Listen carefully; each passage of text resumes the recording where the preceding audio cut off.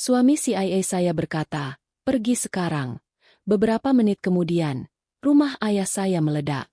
Aku ingat dengan tepat momen ketika ruangan itu membisu. Bukan saat nenekku menyerahkan cek-cek itu kepada kami. Bukan saat ayahku tertawa di hadapannya. Melainkan detik ketika manajer ban menutup pintunya keesokan pagi dan menatapku seolah aku sedang menggenggam granat aktif. Tangannya gemetar. Tanganku tidak. Dia membungkuk ke arahku. Suaranya nyaris tak terdengar. Dan berkata, "Nyonya, ini bukan palsu." Saat itulah setiap tawa malam sebelumnya bergema di benakku seperti tembakan. Suara ayahku, tatapan meremehkan ibuku, kamera adikku yang merekam semuanya. Mereka mengira itu lelucon. Aku tidak. Dan ketika mereka akhirnya memahami apa yang telah mereka buang, semuanya sudah terlambat. Namaku Kapten Evelyn Ross, Korps Logistik Angkatan Darat Amerika Serikat. 11 tahun terakhir kuhabiskan memindahkan perbekalan melintasi zona perang, di mana satu kesalahan perhitungan bisa merenggut nyawa. Tidak ada yang mudah mengguncangku. Aku tidak bertindak impulsif. Aku mengamati, mengevaluasi, dan menunggu. Hari Thanksgiving itu, aku tidak pulang sebagai seorang anak. Aku pulang sebagai saksi. Rumah nenek Eleanor berdiri di ujung jalan kerikil di Pine Hollow. Tempat yang mudah dilupakan orang kecuali oleh mereka yang tumbuh di sana. Udaranya berbau ayam panggang, kayu manis, dan asap perapian lama, yang meresap ke dalam pakaian dan bertahan lama setelah seseorang pergi. Seharusnya terasa hangat. Tidak. Aku berdiri di dekat jendela dengan tangan bersilang di belakang punggung. Postur tubuh terkunci dalam sikap istirahat militer yang tidak pernah bisa kutinggalkan sejak penugasan pertamaku. Di luar, angin membelah pepohonan seperti pisau. Di dalam, suhu turun karena alasan yang sama sekali berbeda. Ayahku, Thomas Ross, masuk pertama seolah tempat itu miliknya. Dia tidak mengetuk. Tidak pernah. Lumpur dari sepatunya dibuang langsung ke lantai kayu yang telah dijaga bersih oleh nenekku selama puluhan tahun. Tanpa permintaan maaf, tanpa salam, hanya dengusan sambil ia menduduki kepala meja. Perjalanannya menyebalkan, gumamnya, menuang minuman seolah sedang di rumahnya sendiri. Ibuku menyusul, terbungkus mantel yang harganya mungkin melebihi pengeluaran nenek dalam setahun. Dia memandang sekeliling dengan senyum tegang yang selalu dipakainya ketika ingin menghina sesuatu tanpa mengatakannya secara langsung. Lumayan nyaman, katanya, yang dalam bahasanya berarti ketinggalan zaman, sempit, di bawah martabatnya. Kakakku, Mark, tiba setelahnya, melempar kunci ke atas meja cukup keras hingga peralatan makan bergetar. "Hei, Eve," katanya tanpa menoleh. Truku bunyi aneh lagi. "Kamu bisa lihat besok, kan?" Bagiku, aku bukan seorang kapten di matanya. Aku hanya tenaga kerja gratis. Kemudian datanglah Lily, adikku, yang sudah merekam bahkan sebelum sepenuhnya melangkahi pintu. Teleponnya diarahkan pada sudut yang sempurna, menangkap pencahayaan, meja makan, estetika pedesaan yang senang ia pamerkan kepada orang asing di internet. "Guys, lihat ini," bisiknya ke kamera. Suaranya tiba-tiba lebih nyaring dan bercahaya. "Thanksgiving di rumah nenek. Vibes vintage banget. Vintage. Seolah ini museum. Seolah nenek tidak sedang berdiri kurang dari 1 meter darinya. Mendengar setiap kata. Makan malam dimulai seperti biasa. Dengan ketegangan yang cukup pekat untuk mencekik siapapun. Makanannya enak. Seperti selalu. Tapi tidak ada yang mengucapkan terima kasih. Ayahku mengeluh ayamnya kering bahkan sebelum suapan pertamanya habis. Ibuku berkomentar soal porsinya.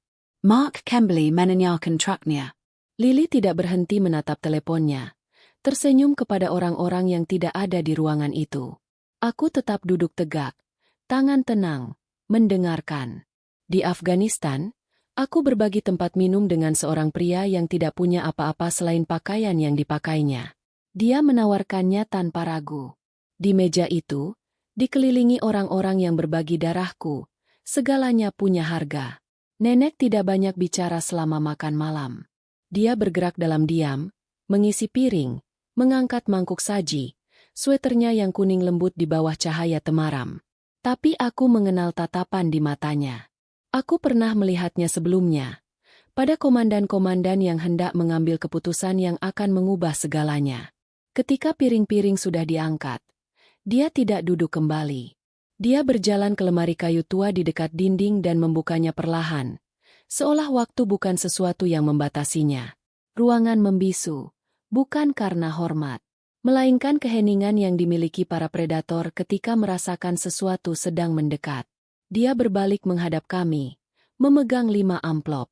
Hanya sedikit perhatian kecil, katanya. Suaranya tenang dan teguh. Dia meletakkan satu di hadapan masing-masing kami. Ayahku langsung merobeknya.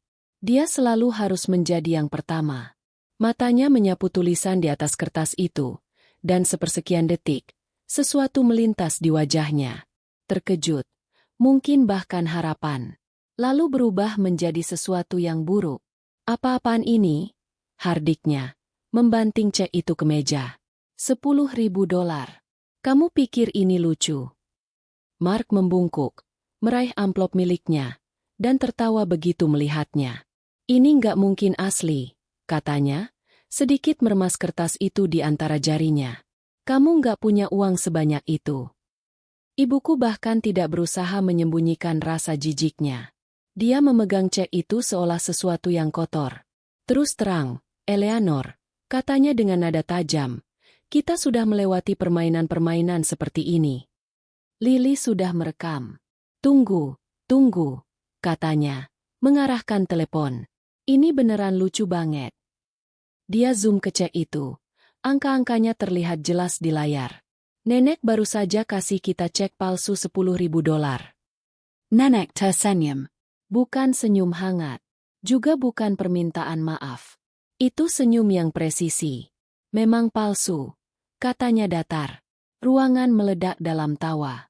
Ayahku bersandar ke kursinya, menggelengkan kepala. Sudah kuduga, katanya, menunjuk ke arahnya. Kamu hampir berhasil, Ma. Astaga. Kamu harus berhenti dari lelucon-lelucon ini. Mark melempar ceknya ke atas meja. Ya, bagus juga, katanya. Lucu sekali. Ibuku melipat miliknya menjadi 2 dengan gerakan rapi dan disengaja. Kamu tidak seharusnya bercanda soal uang seperti ini, tambahnya. Sangat tidak elegan. Lily melangkah lebih jauh. Dia mengangkat miliknya di depan kamera, tersenyum. Oke guys. Lihat ini. Dia menjatuhkannya ke dalam perapian. Kertas itu hampir seketika terbakar. Tepiannya menggulung saat api melahapnya. Uang palsu pantas dapat akhir yang dramatis. Emoji hati membanjiri layarnya. Aku tidak tertawa. Aku menatap cek di tanganku. Kertas itu terasa lebih berat dari seharusnya. Tintanya bersih, presisi. Aku mengusap ibu jariku di sepanjang tepinya. Meratakan lipatan kecil. Tidak masalah apakah itu palsu. Yang penting adalah bahwa dia memberikannya kepadaku. Aku melipatnya dengan hati-hati dan menyimpannya di saku dalam jaketku, tepat di bawah tanda jasa seragamku. Terima kasih, Nek, kataku. Suaraku tidak gemetar. Tidak pernah. Tawa di sekelilingku berubah nada, menjadi lebih tajam. Ayahku tersenyum menjejak. Lihat itu. Katanya, selalu yang paling patuh. Dia berhenti sejenak. Masih main-mainin jadi tentara, ya? Itu cuma kertas. Evelyn. Sampai. Jangan bertingkah seolah itu berarti sesuatu. Aku menatapnya, tapi tidak menjawab. Di seberang ruangan, nenek mempertemukan pandangannya denganku sekejap. Lalu dia memberi anggukan kecil. Hanya sekali, katanya pelan. Tidak ada orang lain yang tampak mendengarnya. Aku mendengarnya. Malam itu aku keluar ke dalam dingin. Udara menghantam paru-paruku seperti es, tajam dan bersih. Aku berdiri di sana sejenak, mendengarkan angin menyapu pepohonan, membiarkan suara-suara dari dalam rumah menghilang ke latar belakang. Tanganku bergerak ke dada, merasakan lekukan cek yang terlipat di balik kain. Di belakangku, mereka masih bisa kudengar tertawa. Menjelang pagi, mereka tidak akan tertawa sama sekali. Pagi setelah Thanksgiving di Pine Hollow selalu terasa seperti sisa dari sesuatu. Terlalu sunyi, terlalu kelabu, seolah kota itu sendiri tengah pulih dari malam yang tidak ia minta. Jalanan licin dengan lapisan es tipis dan langit menggantung rendah. Penuh awan yang tidak pernah benar-benar memutuskan untuk menjadi salju. Aku sudah terbangun sebelum fajar.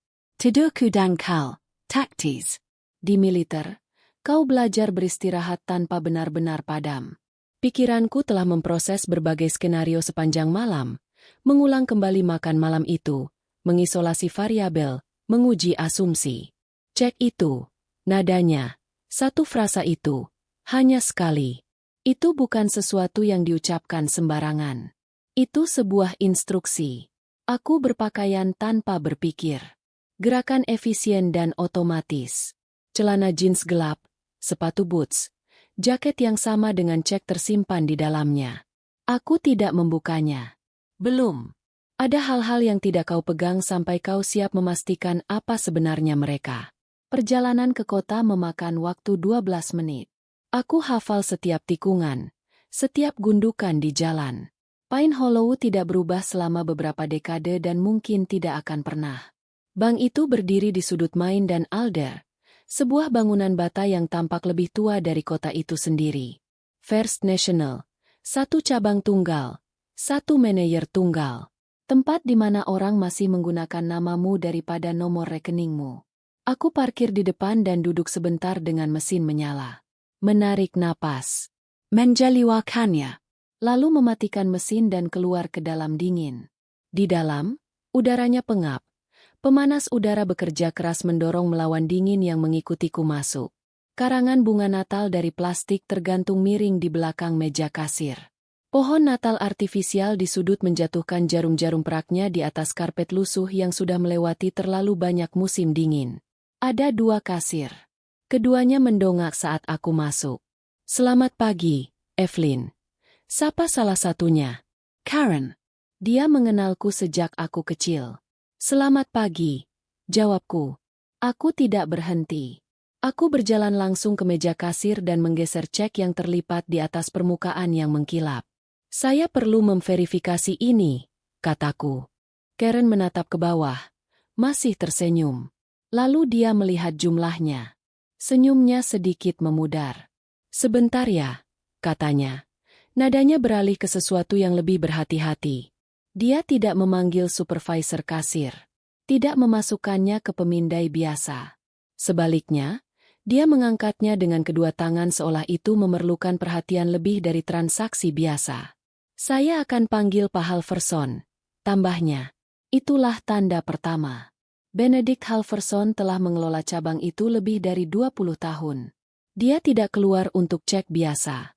Tidak keluar untuk apapun di bawah 6 digit. Dan bahkan kalaupun itu terjadi, hanya jika ada sesuatu yang tidak wajar.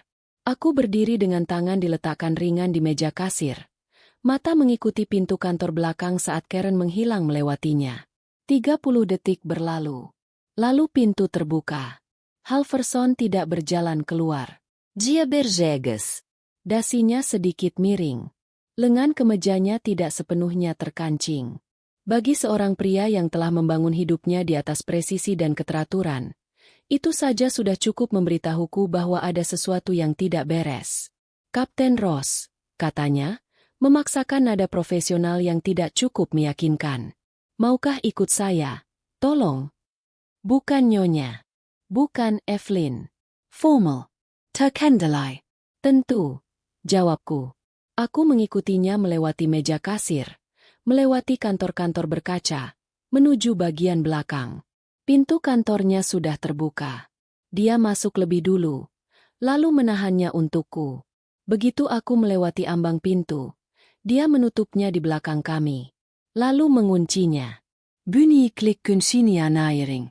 Tegas, dia tidak langsung duduk. Dia mendekati kerai dan menurunkannya setengah jalan, memutus pandangan dari lorong. Hanya setelah itu dia berbalik ke arahku. Silakan, katanya, menunjuk kursi di depan mejanya. Aku duduk dengan punggung tegak, tangan di atas paha, menunggu. Dia berdiri sejenak, menatap cek di mejanya seolah benda itu bisa bergerak sendiri. Akhirnya dia duduk, meski tidak sepenuhnya, hanya di tepi kursi, seolah siap berdiri kembali kapan saja. Jarinya melayang di atas kertas sebelum mengambilnya. "Kamu mendapatkannya dari mana?" tanyanya. Suaranya rendah, bukan menuduh, melainkan berhati-hati. "Hadiah," jawabku. "Dari nenek saya, tadi malam." Dia menghembuskan napas perlahan, seolah selama ini menahan napas sejak Karen membawakan cek itu kepadanya. "Elelana Ross," katanya, "lebih kepada dirinya sendiri daripada kepadaku." Ja. Dia membetulkan kacamatanya, mendekat ke cek itu, dan memeriksanya sekali lagi. Tanda tangan, nomor routing, tanda air. Tangannya sedikit gemetar. Aku mengamati semuanya. Setiap mikroekspresion, setiap jeda. Di lapangan, keraguan bisa memberitahumu lebih banyak daripada tindakan. Akhirnya dia meletakkan cek itu. "Kapten Ross," katanya, memilih setiap kata dengan cermat. "Saya perlu kamu mendengarkan dengan seksama." Aku tidak bergerak. Dia mencondongkan tubuh ke depan, merendahkan suaranya hingga nyaris berbisik. "Cek ini tidak palsu." Ruangan itu terdiam. Bukan secara dramatis, bukan secara eksplosif. Hanya sebuah pergeseran, seperti tanah yang menyesuaikan diri beberapa sentimeter di bawah kaki tanpa peringatan. Aku tidak bereaksi secara lahiriah. "Tidak pernah." "Jelaskan," kataku. Dia mengangguk sekali, seolah sudah mengantisipasi respons itu. Dia memutar layar monitor ke arahku dan mengetik dengan cepat, menampilkan antarmuka rekening yang tidak seharusnya terlihat olehku. "Rekening ini," katanya sambil menunjuk, "aktif, terverifikasi, dan sepenuhnya berisi dana." Aku memeriksa angka-angkanya. $10.000 tidak ada artinya dalam konteks itu. Bahkan bukan sebagian kecil sekalipun. "Atas nama siapa?" tanyaku. "Jia Hagu." "Secara teknis," katanya, "ini terdaftar di bawah serangkaian perwalian dan struktur kepemilikan, namun nama pengendalinya pada akhirnya merujuk kembali ke nenek kamu." Aku sedikit bersandar ke belakang, memproses. Hal ini tidak sesuai dengan data yang kumiliki. Nenek hidup dari penghasilan tetap, rumah kecil, mobil tua, kupon di laci dapur. Aku lebih dari sekali menutup biaya medisnya karena asuransinya tidak mencukupi. Ini tidak masuk akal. "Berapa jumlahnya?" tanyaku. "Jia menelen lude." "Dalam bentuk tunai," katanya. "Rekening khusus ini hanya salah satu dari beberapa rekening. Total dana yang dapat diakses melebihi 8 juta." 8 juta. Keluargaku telah menertawakan 10.000. "Membekannya, meramaz-rimaznya, menggelok-geloknya." Aku merasakan sesuatu bergeser di dadaku. Bukan guncangan, bukan euforia. Kejanahan. "Ini bukan kemurahan hati," kataku pelan. "Ini penyaringan." "Halverson menetapku tajam." "Sebuah ujian," kataku. "Saya pikir begitu juga," jawabnya. Dia membuka laci dan mengeluarkan map biru, lebih tebal dari apapun yang pernah kulihat di cabang lokal. Diletakkannya di atas meja tanpa membukanya. "Dia datang 3 minggu lalu," katanya. "Duduk tepat di tempat kamu duduk. Meminta agar diterbitkan serangkaian cek, jumlah yang sama, format yang sama." 5, kataku. "Ja." "Dan dia memberitahumu apa yang akan terjadi." Dia mengangguk dengan senyum tegang, tanpa humor. Dia bilang sebagian besar tidak akan pernah kembali ke gedung ini. Keheningan menyelimuti kami. Aku memikirkan perapian itu. Cara kertas itu menggulung saat terbakar. Senyum Lili ketika api melahapnya. Tidak bisa dibalikan.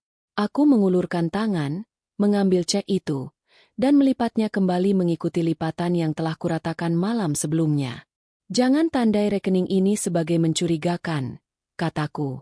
"Itu bukan sebuah permintaan." Dia berkedip, lalu mengangguk. "Mengerti." "Jangan hubungi penerima lainnya," tambahku. "Itu bisa jadi rumit." Akunya. "Sistem." "Tanda prosesnya," kataku.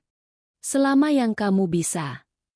Dia memperhatikanku sedetik, lalu mengangguk lagi. Saya bisa menundanya beberapa jam, mungkin lebih. Itu cukup. Aku berdiri. Dia ikut berdiri, hampir otomatis.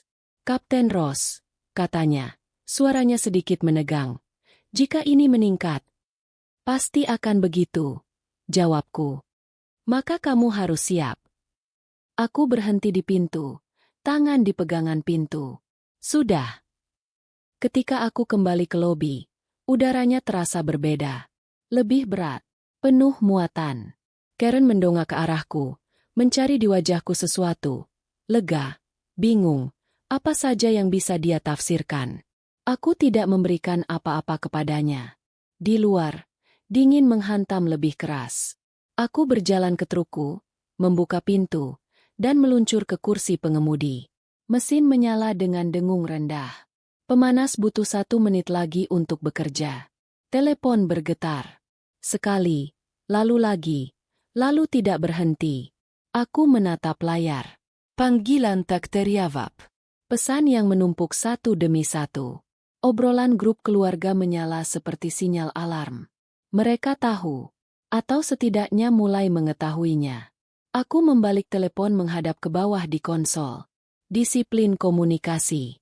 Di padang pasir, komunikasi yang tidak perlu bisa membunuhmu. Di rumah, itu hanya memberitahu orang lain di mana kamu berada. Aku menjalankan truk dan keluar ke jalan. Di belakangku, bank tetap berdiri tenang dan tidak berubah. Di depanku, perang baru saja dimulai. Telepon tidak berhenti bergetar. Ia membentur konsol plastik seperti sesuatu yang hidup, seolah berusaha memaksakan diri ke tanganku. Aku tetap menatap jalan, kedua tangan mantap di setir. Truk membelah lapisan es tipis yang melapisi jalan kabupaten. Disiplin komunikasi. Dalam konview, kau tidak merespon setiap sinyal. Kau menyering, memprioritaskan. Bertahan. Di rumah, aturannya tidak jauh berbeda. Kubiarkan ia berdering. Ketika aku mencapai batas kota Pine Hollow, layar menyala lagi.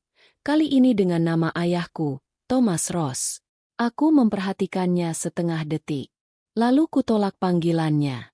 Telepon bergetar lebih keras, seolah tidak setuju. 1 panggilan lagi menyusul, lalu 1 lagi, lalu sebuah pesan. Angkat teleponnya. Tidak kulakukan. Aku melewati persimpangan menuju jalan tol dan mengambil arah sebaliknya. Kembali menuju rumah nenek. Udaranya terasa berbeda sekarang, lebih berat, seolah seluruh kota telah bergeser beberapa derajat dari porosnya. Ketika aku memasuki jalan kerikil, aku melihat jejak ban sebelum melihat kendaraannya. 2 pasang, baru. 1 langsung ku kenali, Ford milik ayahku. Yang lainnya milik Mark. Mereka bergerak cepat, lebih cepat dari yang kuperhitungkan. Aku mematikan mesin dan turun. Dingin menghantam keras, tajam di wajah, tapi tidak memperlambatku. Aku menyeberangi halaman dengan langkah panjang. Sepatu boots berderak di atas kerikil. Sebelum mencapai teras, aku sudah mendengarnya. Suara ayahku, keras, agresif, bukan nada terkendali yang digunakannya di depan umum. Ini versi yang ia simpan untuk keluarga. Kasar, merasa berhak, yakin bahwa dunia berutang sesuatu padanya. Buka pintunya, Ma, teriaknya. Kepalan tangannya menghantam kayu. Aku tahu kamu ada di sana. 1 hantaman lagi, lebih keras. Jangan main-main denganku. Aku menaiki tangga 22 dan tiba di teras tepat saat dia mengangkat tangannya lagi. Menjauh dari pintu itu, kataku. Suaraku tidak keras. Tidak perlu. Dia berbalik. Matanya bertemu mataku. Sepersekian detik, sesuatu berkedip di sana, terkejut, mungkin bahkan kalkulasi. Lalu mengeras menjadi amarah. Nah, kamu ada di sini, desisnya. Apa yang sudah kamu lakukan? Tidak ada, jawabku. Kamu yang melakukan apa? Mark muncul dari sisi rumah. Napasnya mengepul di udara dingin. Matanya bergerak gelisah seolah sedang menghitung titik masuk. Mungkin dia menyembunyikan sesuatu, gumamnya. Kita harus periksa bagian belakang. Kamu tidak akan mendekati rumah ini, kataku, melangkah maju tepat untuk memblokir jalurnya. Dia tertawa, tapi tidak mencapai matanya. Santai, Captain. Ini urusan keluarga. Tidak, jawabku tenang. Ini rumahnya. Ayahku mendengas. Jangan mulai omong kosong heroik itu. Kamu pikir kamu lebih baik dari kami karena menyimpan kertas itu? Itu bukan kertas, kataku. Rahangnya menigang. Jangan. Dia memperingatkan. Jangan pura-pura kamu tahu sesuatu yang tidak kami ketahui. Aku tidak menjawab, karena memang aku tidak tahu. Aku hanya memilih untuk tidak membuangnya. Di balik pintu, aku mendengar gerakan. Lambat. Disengage. Gagang pintu tidak berputar. Sebaliknya, sebuah suara datang menembus panel kaca. Thomas. Nenek. Ayahku terdiam. Tidak sepenuhnya. Hanya cukup untuk membuat amarahnya goyah. Ma, buka pintunya, katanya, berusaha melembutkan nada sedikit. Kita perlu bicara soal cek-cek itu. Kayaningen. Lalu suaranya lagi, tegas seperti biasa. Masing-masing dari kalian kuberi hal yang sama, katanya. Kesempatan yang sama. Kesabaran ayahku pika. Itu palsu, teriaknya. Kamu sendiri yang bilang. Aku bilang itu palsu, jawabnya, memotong kata-katanya seperti pisau. Ada perbedaannya. Aku mendengarnya. Dia tidak. Ya, katanya dengan gerakan tangan yang frustrasi. Tepat. Jadi berhenti buang-buang waktu kita. Dan itu hanya palsu, lanjutnya, memotong. Bagi mereka yang memilih untuk percaya bahwa itu palsu. Udara berhenti. Mark berhenti bergerak. Bahkan angin tampaknya mundur. Ayahku menatap pintu itu. Kebingungan menyeberangi wajahnya sebelum amarah mengisi kekosongan. Apa maksudnya itu? Desaknya. Maksudnya ujian sudah selesai. Katanya. Siluetnya bergerak di balik kaca. Kecil tapi tak tergoyahkan. Hasilnya sudah dicatat. Ayahku melangkah maju, mengulurkan tangan ke gagang pintu. Maka buka pintunya dan perbaiki semuanya. Desisnya. Terbitkan kembali cek-ceknya. Kali ini kita lakukan dengan benar. Nah, itulah dia. Bukan penyesalan. Bukan permintaan maaf. Koreksi. Seolah ini transaksi yang bisa diulang. Sebelum tangannya menyentuh gagang pintu, terdengar sebuah suara dari dalam. Sebuah klik logam yang kecil. Kunci pintu. Selama waktu yang bisa kuingat, pintu itu tidak pernah dikunci. Tidak sekalipun. Itu adalah simbol lebih dari segalanya. Sebuah undangan permanen. Keyakinan bahwa keluarga tidak membutuhkan penghalang. Suara itu mengubah segalanya. Tangan ayahku tergantung di udara. Ini tidak bisa serius, katanya. Suaranya turun ke sesuatu yang lebih gelap. Ini serius, jawabnya. Kamu mengunciku di luar, desisnya. Anakmu. Sendiri. Aku mengunci sebuah pintu yang kamu pilih untuk tidak masuki, katanya. Kata-kata itu jatuh dengan bobot lebih besar dari apapun yang diucapkan pagi itu. Mark gelisah di belakangnya. Tidak nyaman sekarang. Ini sudah berlebihan, gumamnya. Kita kedinginan di sini. Pulanglah, katanya sederhana. Wajah ayahku memerah. Urat-urat di lehernya menegang seperti tali. Kamu pikir ini sudah selesai? Desisnya, mendekati kaca. Kamu pikir kamu bisa begitu saja mengusir kita? Sudah selesai, katanya. Tidak, desisnya. Tidak. Kamu tidak punya hak memutuskan itu. Uang itu. Uang itu, dia memotongnya. Tidak pernah menjadi milikmu. Kayaningen. Money. Menggimpet. Aku mendekati pintu tanpa menyentuhnya. Hanya memposisikan diri dalam jangkauannya. Nek, kotoku, saaraku terkendali. Aku di sini. Aku tahu, jawabnya. Ada sesuatu dalam nadanya yang mungkin lega. Atau mungkin konfirmasi. Tetaplah di situ, tambahnya. Aku tidak bergerak. Di belakangku, ayahku melepaskan tawa kasar. Luar biasa, katanya. Kamu benar-benar berdiri di sana membela pihaknya. Aku berada di mana aku harus berada. Jawabku. Dia berbalik menghadapku sepenuhnya. Amarahnya dialihkan, mencari sasaran yang bisa dicapainya. Kamu pikir seragam itu membuatmu tak tersentuh? Katanya. Kamu pikir kamu bisa datang ke sini dan mengambil segalanya? Aku tidak mengambil apa-apa. Jawabku. Kamu menyimpannya, balasnya. Sama saja. Tidak, kataku pelan. Tidak sama. Mark menyela lagi. Lebih berhati-hati kali ini. Dengar, kita bisa selesaikan ini, katanya, mencoba sudut pandang berbeda. Kita semua keluarga. Tidak perlu menjadikan ini perang. Terlambat. Sudah jadi perang. Telepon bergetar lagi di sakuku tapi aku mengabaikannya. Dari dalam, aku mendengar langkahnya menjauh dari pintu. Periksa perimeter, Evelyn. Kata suaranya. Tenang, hampir rutin. Sebuah perintah. Aku meninggalkan teras tanpa berkata lebih banyak. Ayahku berteriak sesuatu di belakangku. Tuduhan, Anchorman. Aku tidak berhenti untuk menguraikannya. Semuanya melebur menjadi kebisingan. Aku menuruni teras, secara otomatis memindai halaman. Garis pagar, garis pepohonan, posisi kendaraan, titik akses. Kebiasaan. Tapi di balik itu semua, sesuatu yang lain sedang menetap pada tempatnya. Perubahan dalam parameter misi. Aku tidak lagi di sini hanya untuk mengamati. Aku di sini untuk mempertahankan garis.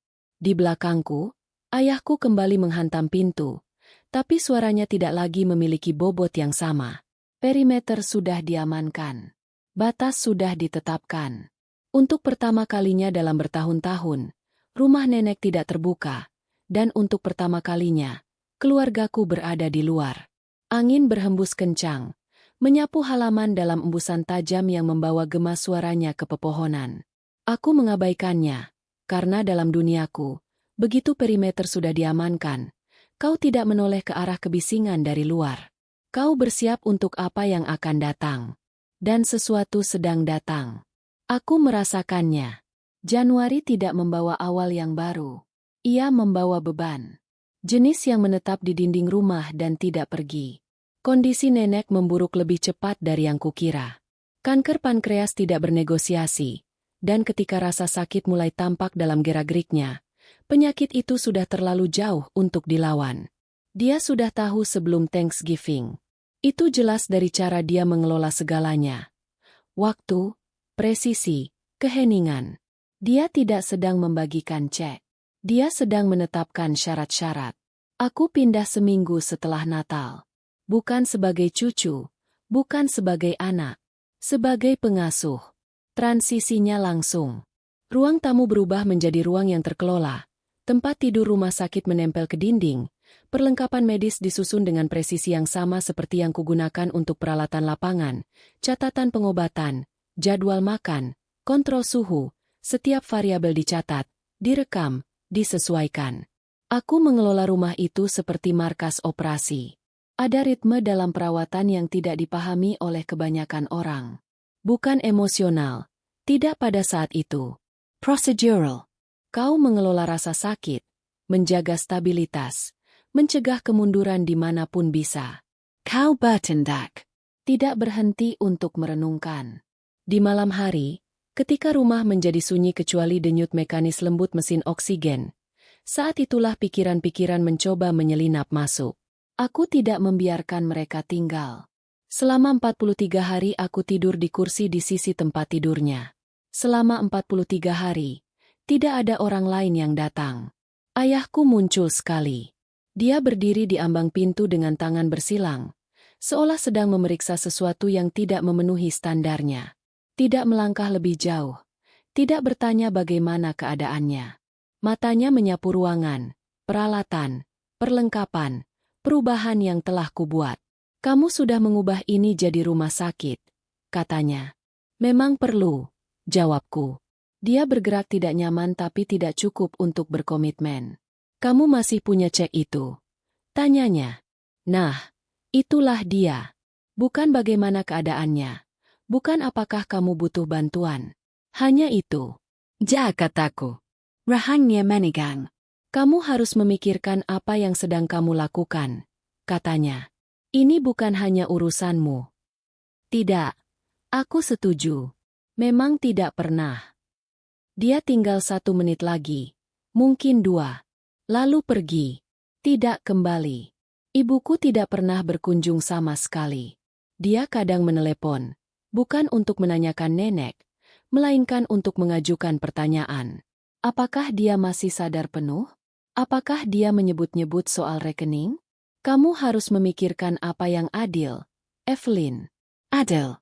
Aku mengakhiri panggilan-panggilan itu dengan cepat. Mark dan Lily menghilang begitu Ban mengonfirmasi bahwa dana tidak dapat segera diakses oleh mereka. Minat tanpa imbalan menguap dengan cepat. Tapi keheningan tidak bertahan selamanya. 4 hari setelah nenek meninggal, surat itu tiba. Table. Legal. Diantarkan oleh seorang pria yang tidak melakukan kontak mata dan tidak peduli dengan apa yang sedang dia antar. Anda sudah diberitahu, katanya sebelum kembali ke mobilnya. Aku menutup pintu di belakangku dan berdiri di ruang depan. Rumah terlalu sunyi sekarang. Tanpa mesin oksigen, tanpa langkah kaki, hanya ketenangan. Aku membuka surat itu. Pengaruh tidak semestinya. Paksan. Manipulasi terhadap orang dewasa yang rentan. Nama ayahku di bagian atas. Nama Mark tepat di bawahnya. Mereka tidak meminta bagian. Mereka menuduhku pencurian. Aku membacanya sekali, lalu sekali lagi. Lalu melipatnya dengan hati-hati dan meletakkannya di atas meja.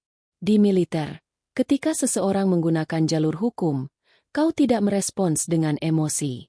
Kau merespons dengan bukti. Aku membuat satu panggilan. Halverson, kataku ketika dia mengangkat. Aku butuh akses ke semua yang telah dia siapkan. Dia tidak ragu.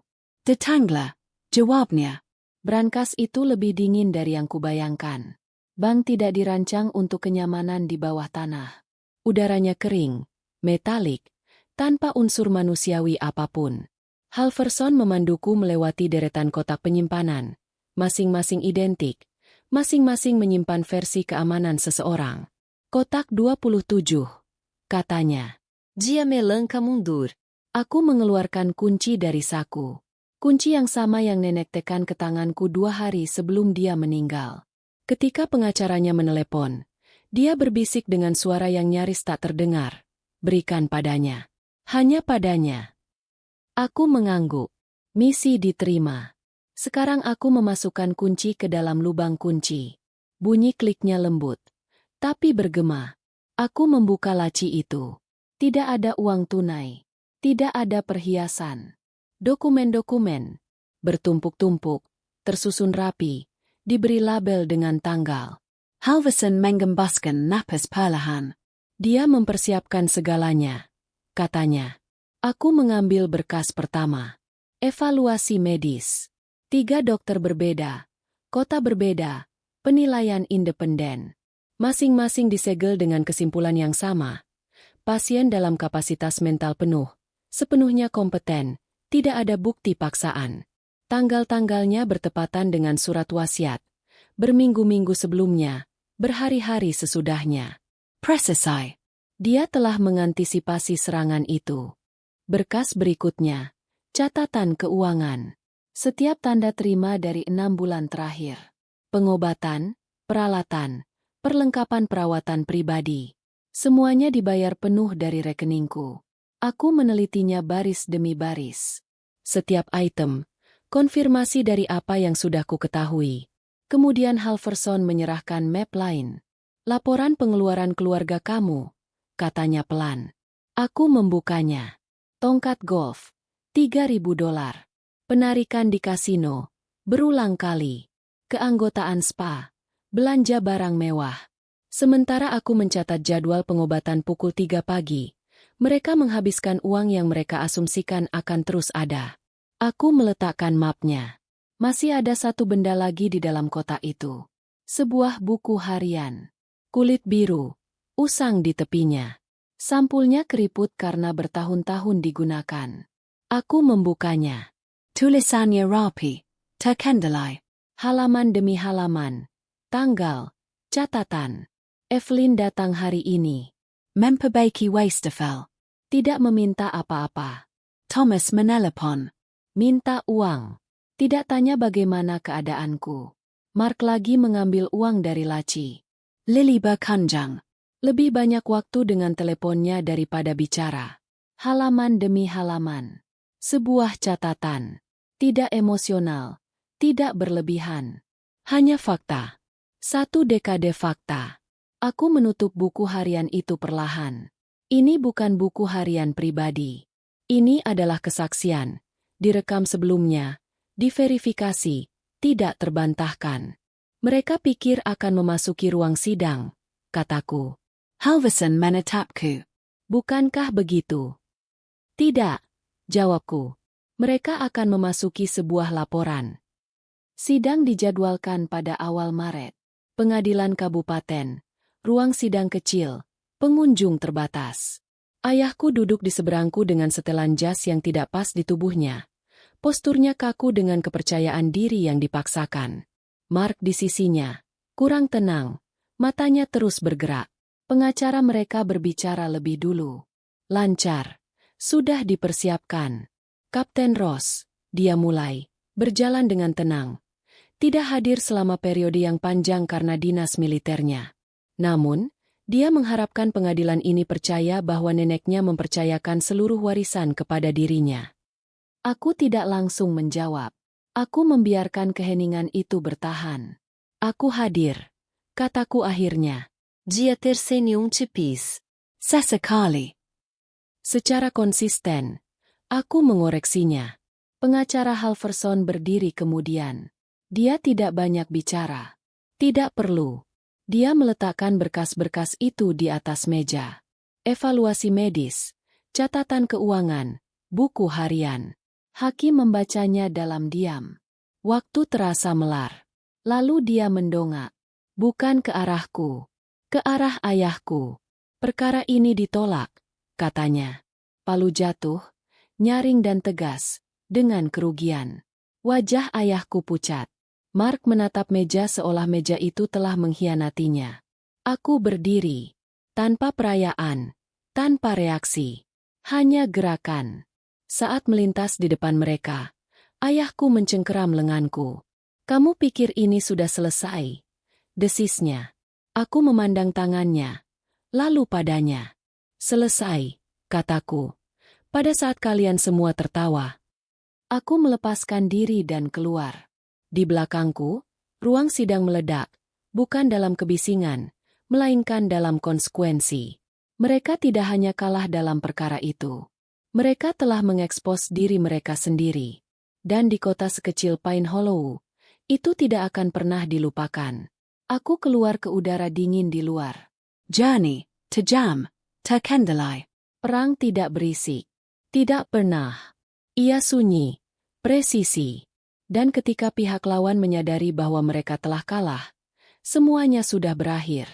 Konsekuensinya tidak datang sekaligus. Ia bergerak seperti cara musim dingin pecah di Pine Hollow.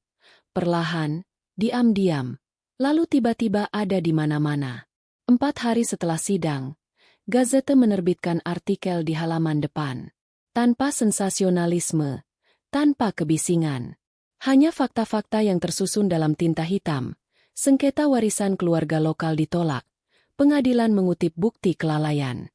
Tidak menyebut semuanya, tapi menyebut cukup banyak. Di kota di mana semua orang sudah mengetahui sisanya, itu lebih dari cukup. Ayahku kehilangan pekerjaannya hari Senin berikutnya. Secara resmi itu adalah restrukturisasi. Secara tidak resmi, tidak ada perusahaan yang menginginkan supervisor yang menggugat ibunya yang sekarat dan kalah dalam catatan publik. Reputasi di kota-kota kecil bukan sebuah metrik. Itu adalah mata uang. Begitu jatuh di bawah ambang tertentu, tidak ada yang mau memberikan kredit lagi. Fasilitas kredit Mark untuk perusahaan konstruksinya dicabut dalam waktu kurang dari seminggu. Bank tidak menyukai risiko, dan tuntutan biaya hukum yang tertunda tampak seperti jurang. Dia berusaha menjaga para pekerja tetap bekerja, jongling tagihan dan janji-janji. Tapi kau tidak bisa membangun di atas utang yang sudah runtuh. Pada pertengahan bulan, Alat-alat berat sudah menghilang, diserahkan untuk menutup apa yang terutang. Lahannya terbengkalai. Kejatuhan Lily lebih cepat. Selama proses pengungkapan bukti, riwayat pengeluarannya terungkap, kartu kredit di batas maksimum, kolaborasi merek yang dibangun di atas citra yang tidak tahan terhadap pengawasan publik. Video Thanksgiving itu, di mana dia tertawa saat cek terbakar, beredar di lingkaran yang salah. Bukan viral seperti yang dia inginkan. Viral dengan cara yang menutup pintu. Komentar-komentar berubah nada. Para sponsor mundur. Angkanya tidak anjlok dalam semalam. Mereka berdarah perlahan dan di depan umum. Ibuku menarik diri ke dalam keheningan. Panggilan-panggilan berhenti. Pesan-pesan berhenti. Sebagai gantinya datang jarak, fisik, sosial, disengaja. Pine Hollow tidak mengasingkan orang secara terbuka. Ia hanya berhenti memberi mereka ruang. Aku tidak merayakan satupun dari ini. Dalam duniaku, hasil dicatat, tidak ditepuk tangani. 2 minggu setelah sidang, aku kembali ke rumah di bukit itu. Pencairan es telah dimulai, mengungkap bercak-bercak rumput mati di bawah salju. Papan-papan teras berderik dengan cara yang sama seperti selalu. Di dalam, udaranya berbeda sekarang. Lebih bersih. Bukan kosong, melainkan lapang. Aku bergerak melalui ruangan-ruangan secara metodis, bukan sebagai cucu yang mencari penghiburan, melainkan sebagai perwira yang melakukan pemeriksaan terakhir. Lemari diperiksa, dokumen diarsipkan, layanan dialihkan, ujung-ujung yang longgar diikat. Di dapur, aku menemukan kotak kaleng di belakang pot bunga. Aku telah melihatnya mengambilnya ratusan kali selama bertahun-tahun, tapi tidak pernah bertanya apa isinya. Sekarang aku membukanya. Sebuah foto. Lama, tepiannya usang. Nenek pada usianya yang 30-an, berdiri di depan sebuah toko kecil dengan papan nama yang dilukis tangan. Dia tidak tersenyum. Dia memiliki tatapan seseorang yang sedang membangun sesuatu yang tidak membutuhkan tepuk tangan. Di bawahnya, peta yang terlipat dari sebuah kota pesisir di Maine. Nama-nama yang tidak kukenali, ditandai dengan pena, catatan di pinggiran, tanggal, frasa-frasa pendek, angka-angka, lapisan lain. Aku meletakkan kembali benda-benda itu dengan hati-hati. Ada hal-hal yang tidak dimaksudkan untuk segera diselesaikan. Ada yang dimaksudkan untuk diteruskan. Di luar, angin berganti arah.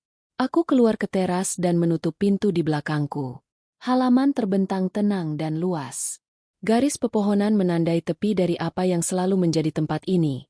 Terkendali, mandiri, jujur dengan cara yang jarang dimiliki dunia lainnya. Mesin truk terdengar mendekat dari jalan. Aku tidak langsung berbalik. Pertama-tama aku mendengarkan. Kecepatan, irama, bunyi kecil di putaran rendah. Ayahku. Dia memasuki jalan masuk tanpa ragu, berhenti lebih dekat ke rumah dari biasanya. Seolah kedekatan bisa mengkompensasi semua yang telah hilang. Dia turun lebih lambat dari yang kuingat. Bukan lemah, hanya lebih berat. Jenis beban yang tidak terasa sampai terasa. Kami berdiri berhadapan di atas kerikil. Tanpa penonton, tanpa pengacara, tanpa hakim. Hanje, kamu terlihat baik, katanya akhirnya. Suaranya kasar di tepinya. Aku tidak merespons itu. Kamu mau apa? Tanyaku. Dia mengeluarkan napas pendek, memandang ke rumah, lalu kembali ke arahku. Kita perlu bicara, katanya. Sudah, jauhku. Di pengadilan. Rahangnya menigang. Itu bukan bicara. Itu jebakan. Aku mempertahankan tatapanku. Kamu menjebak dirimu sendiri, kataku. Dia menggelengkan kepala. Frustrasi muncul ke permukaan. Jangan lakukan itu. Jangan putarbalikan seolah aku satu-satunya yang membuat kesalahan. Kita ini keluarga. Seharusnya kita tangani ini dengan cara yang berbeda. Kita punya waktu bertahun-tahun untuk menanganinya dengan cara yang berbeda, kataku. Kita tidak melakukannya. Dia melangkah lebih dekat. Aku kehilangan segalanya, katanya. Kata-katanya keluar lebih tajam dari yang dimaksudkan. Tidak, jawabku tenang. Kamu menghabiskan segalanya. Itu mengena. Dia menatap ke samping sejenak. Lalu kembali. Kamu pikir kamu lebih baik dariku sekarang? Tanyanya. Aku pikir aku membuat pilihan yang berbeda, kataku. Dia tertawa. Meski tidak bertahan lama. Kamu menyimpan cek itu, katanya. Di situ la perbedaannya. Tidak, kataku pelan. Aku terus datang. Keningen. Jenis yang tidak perlu diisi. Dia mengusap wajahnya dengan satu tangan. Matanya menyapu halaman seolah mencoba menemukan sesuatu yang sudah tidak ada lagi. Dia ibuku, katanya. Aku tahu, jawabku. Dan kamu, dia memulai.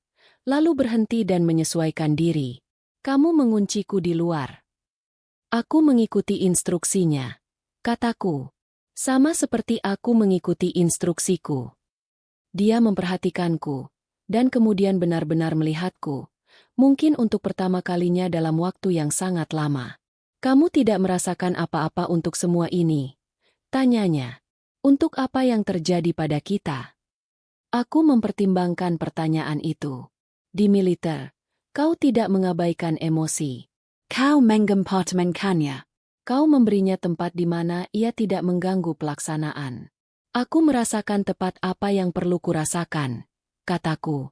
Dia menggelengkan kepala lagi. Sebuah gerakan kecil yang kalah. Dingen. Gemamnya. Terkendali. Aku mengoreksinya. Jeda lagi. Angin bergerak di antara pepohonan, membawa suara samar dari sesuatu yang jauh.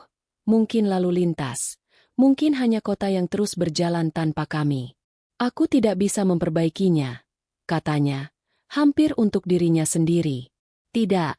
Aku setuju. Kamu tidak bisa. Dia menatapku sekali lagi, mencari sesuatu.